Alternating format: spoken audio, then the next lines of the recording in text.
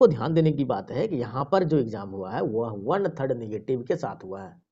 1/3 negative में मुझे नहीं लगता है कि कट ऑफ, कोई भी स्टूडेंट आप ध्यान देके देखिएगा कि एग्जैक्ट नंबर किसी का भी निकलकर सामने नहीं आया होगा, लेकिन यहाँ पर कट ऑफ देखिए एग्जैक्ट नंबर है भैया।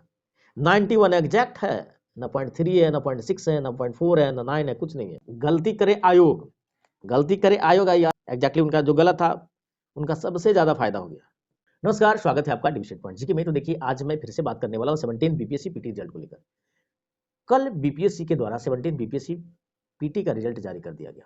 सभी लोगों को पता है कि 17 बीपीएससी पीटी का एग्जाम 2 दिन हुआ था, 13 दिसंबर 2024 को और 4 जनवरी 2025 को। एग्जाम 2 दिन हुआ, रिजल्ट देखा गया, दोनों दिन का जो एग्जाम हुआ दोनों के लिए सेम कट ऑफ रखा गया है। ठीक है, यदि हम रेशियो में देखते हैं ना तो 4 जनवरी वाले का रेशियो 13 दिसंबर वाले के रेशियो से बहुत ज्यादा है। ऐसा हुआ क्यों है?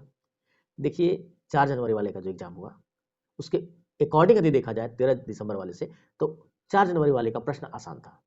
देखिए एक सिंपल सा फंडा, परीक्षा जो होता है, एग्जाम क्यों होता है? एग्जाम का प्रोसेस ये है कि भैया आप जितने भी छात्र हो उसको हम क्या करेंगे, एक लेवल का प्रश्न देंगे। जो स्टूडेंट ज्यादा प्रश्न बनाएंगे उसका पोजीशन आगे रहेगा, जो कम बनाएंगे उनका पोजीशन पीछे रहेगा। लेकिन यहाँ हुआ क्या, 2 दिन एग्जाम हुआ, मतलब दोनों का डिफिकल्टी लेवल अलग हुआ। तो डिफिकल्टी लेवल यदि डाउन हो जाएगा तो एक साधारण सा बच्चा होगा जो डिफिकल्टी लेवल वाले से आगे निकल जाएगा, सिंपल सी बात है। तो यहाँ पर आयोग के द्वारा कहा गया था कि हम स्केलिंग करेंगे। यदि आप स्केलिंग करते हैं तो उसका मार्क्स क्या होता है, घटाया जाता और इसका बढ़ाया जाता। उस कंडीशन में देखा जाता तो रिजल्ट में रेशियो लगभग क्या होता है, दोनों का समान होना चाहिए था, पर अभी ऐसा कुछ नहीं है, देखा जा रहा है तो उसका रेशियो इससे ज्यादा है। तो यहाँ पर राइट ऑफ इक्वलिटी तो दिया ही नहीं गया भैया। एग्जाम का अर्थ ही आपने गलत साबित कर दिया कि जिस तरह से मेरी मर्जी होगी उस तरह से एग्जाम लेंगे, जिस तरह से मर्जी होगी उस तरह से हम यहाँ पर रिजल्ट देंगे, और जिस तरह से मर्जी होगा उस तरह से कट ऑफ देंगे। अब कहेंगे कट ऑफ में मैं ऐसा क्यों बोल रहा हूँ, तो आइए थोड़ा सा प्रूफ देख लेते हैं। ये इस पर मैं कोई कंक्लूजन खुद नहीं निकाल रहा हूँ, आप लोग भी थोड़ा सा देख सकते हैं। अनरिजर्व यहाँ पर 91 गया है, ठीक है। अनरिजर्व फीमेल का 81, ईडब्ल्यूएस का 83, ईडब्ल्यूएस फीमेल 73, एससी का 70.33। यहाँ पर थोड़ा सा ये देख लीजिएगा, SC female 55, ST 65, ST female 65.33, EBC 82, EBC female 69, BC 84.67, BC female 75, pH category वाले जो ओएस में आते हैं वो 68 गया है। देखिए आपको ध्यान देने की बात है कि यहाँ पर जो एग्जाम हुआ है वह 1/3 निगेटिव के साथ हुआ है। 1/3 निगेटिव में मुझे नहीं लगता है कि कट ऑफ, कोई भी स्टूडेंट आप ध्यान देके देखिएगा कि एग्जैक्ट नंबर किसी का भी निकलकर सामने नहीं आया होगा, लेकिन यहाँ पर कट ऑफ देखिए एग्जैक्ट नंबर है भैया। 91 एग्जैक्ट है, ना 0.3 है, ना 0.6 है, ना 0.4 है, ना 9 है, कुछ नहीं है। ठीक, 81 फीमेल का एग्जैक्ट नंबर है, ईडब्ल्यूएस 83 एग्जैक्ट नंबर है, ईडब्ल्यूएस फीमेल 73 एग्जैक्ट नंबर है, एससी यहाँ पर पॉइंट है एक में, पॉइंट 2-3 ही में है बस। एससी फीमेल 55 एग्जैक्ट नंबर है, एसटी 65 एग्जैक्ट नंबर है, एसटी फीमेल 65.33 यहाँ एक बताया ना 2-3 में है, ईबीसी 82 एग्जैक्ट नंबर है, ईबीसी फीमेल 69 एग्जैक्ट नंबर है, बीसी 84.67 यहाँ पर है, बीसी फीमेल 75 एग्जैक्ट नंबर है, pH category OH 68 exact number है। भाई ये कैसे हुआ होगा?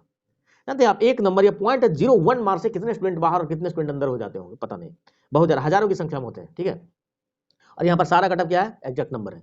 तो यहाँ पर आप एनालाइज कर सकते हैं कि मतलब मैं कोई कंक्लूजन पर नहीं निकल रहा हूँ, बस ध्यान आकर्षित कर रहा हूँ कि ये भी एक देखने वाली बात है। ठीक है, अब देखिए यहाँ पर क्वेश्चन क्या हुआ, डिलीट हुआ बीपीएससी की तरफ से।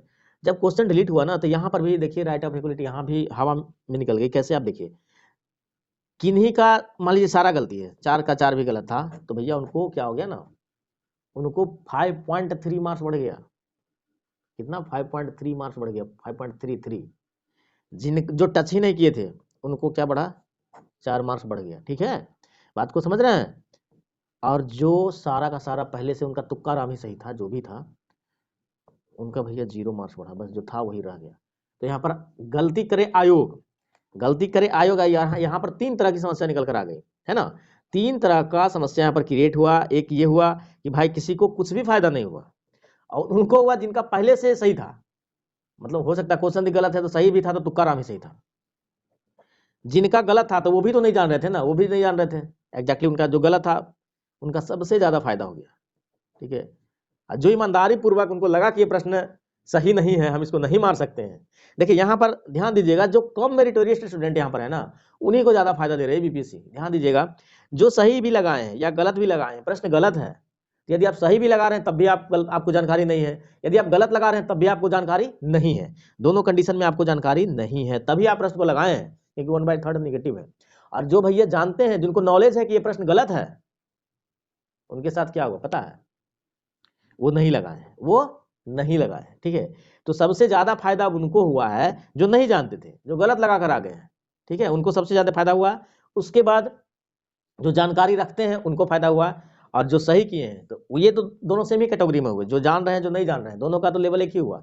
पर यहाँ पर भी दो तरह का फायदा हो गया, जो गलत लगाए उनको सारा का सारा फायदा हो गया निगेटिव के साथ, जो सही लगा कर दिए उनको न्यूट्रल रह गया, जीरो, और जिनको जानकारी थी उनको क्या हो गया, मतलब उनको अकॉर्डिंग टू बढ़ा, जिनको जानकारी थी। तो यहाँ पर तीन तरह की बात निकल कर आ गई। ठीक है, तो यहाँ पर भी क्या हो गया, मतलब मिक्स हो गया, इधर का उधर, जो कम वाला आगे, आगे वाला कम, कहीं भी कोई जा सकता है। ठीक है, तो कई सारे ऐसे हैं। तो बीपीएससी में भैया ये सब होता ही रहता है। बीपीएससी का पीटी निकालना बहुत ही टफ काम है, आप लोग ये बात समझ रहे होंगे। लोग को भले एग्जाम के समय लगता है ना, एग्जाम आप देकर आइएगा तो सीधे आपको कह लगा कि मेरा 110 सही है, रूम पर आते आते 100 हो जाता है, मिलाने पे हो जाता है 90, और ऑफिशियल आया तो 80, रिजल्ट आया तो 75। ये रियलिटी है, आप मानिए या नहीं मानिए। ठीक है, तो खैर बात कर रहे थे, मैं यहाँ पर खामियां वो मैं आपको दिखा रहा था, गिना रहा था। ठीक है, अब बात करते हैं कि टोटल स्टूडेंट के बारे में। तो टोटल स्टूडेंट लगभग कहा जा रहा है कि 3,28,000 के आसपास यहाँ पर एग्जाम दिए, जिसमें से 21,000 के आसपास रिजल्ट आया, और 3,08,000 या 7,000 के आसपास को रिजल्ट, मतलब रिजल्ट नहीं हुआ। तो ये डेटा रहा पूरा। ठीक है, आप जरूर एनालिसिस कीजिएगा इस पर। तो देखिए, बीपीएससी में जिनका रिजल्ट हो भी गया नहीं भी हो, सभी लोगों का एक ही मांग है, री एग्जाम। क्योंकि यहाँ पर क्या इक्वलिटी प्रदान नहीं की गई है ना, बराबरी का मौका नहीं दिया गया है, अलग अलग तरह से मौका मिल गया है, किसी का अलग, किसी का कुछ चला है। तो यहाँ पर इक्वलिटी नहीं दिया गया, इसलिए सभी लोगों का मांग है भैया कि फिर से री एग्जाम होना चाहिए, हमें बराबर का मौका दीजिए, है ना। बराबर का मौका सभी को चाहिए। और हालांकि देखिए, रिजल्ट के लास्ट में जो ऑफिशियल रिजल्ट आया उसमें लिखा गया है, ये जो रिजल्ट है, एक कोई पप्पू कुमार है, शायद कुछ और नाम है वहाँ पर, जिनका अर्थ मैं बता रहा हूँ। अब इस पर भी लोग कितना ये आर्गूमेंट करने लगेंगे। पप्पू कुमार वर्सेस बिहार सरकार है, तो उसमें कहा गया कि ये जो हाई कोर्ट में केस है ना, इसके ऊपर, इसके ऑर्डर पर ही समझिए रिजल्ट डिपेंड कर रहा है।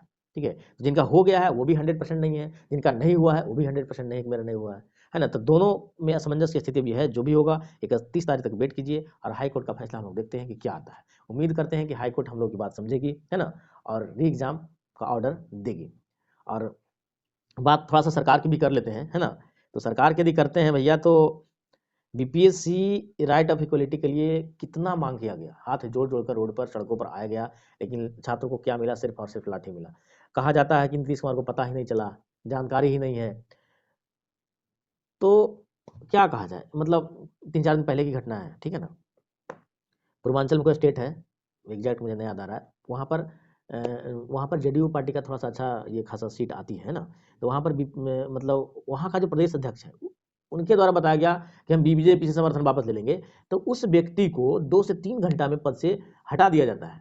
और ये यही बिहार में, सीएम साहब बिहार में रहते हैं, वो भी पटना में, इतना बड़ा आंदोलन हो जाता है, इतना ज़्यादा लाठियाँ चलती है, इतनी ठंड में पानी का बौछार चला दिया जाता है, लेकिन सीएम साहब को ये पता नहीं चलता है कि यहाँ पर क्या हो रहा है, कोई स्टेटमेंट नहीं आया। कुछ लोगों का कहना है कि थोड़ी आगे मैं इस पर क्या बात करूँ, अब ये यही रिजल्ट के बारे में नहीं बात है ना। तो यही था इम्पोर्टेंट अपडेट कहिए, या तो यही था इम्पोर्टेंट मैसेज जो आप लोगों तक पहुंचाना था, इस और ध्यान आकर्षित कराना था कि आप इस चीज़ को भी ध्यान से देखिए कि यहाँ पर क्या है नहीं। तो उम्मीद करता हूँ ये वीडियो आपको अच्छी लगी होगी। यदि आपको वीडियो अच्छी लगी, वीडियो को लाइक कीजिए, चैनल को सब्सक्राइब करके बेटा ना भूलें, ताकि इस तरह का अपडेट आपको मिलता रहे। तब तक थैंक यू, जय हिंद। मिलेंगे नेक्स्ट वीडियो।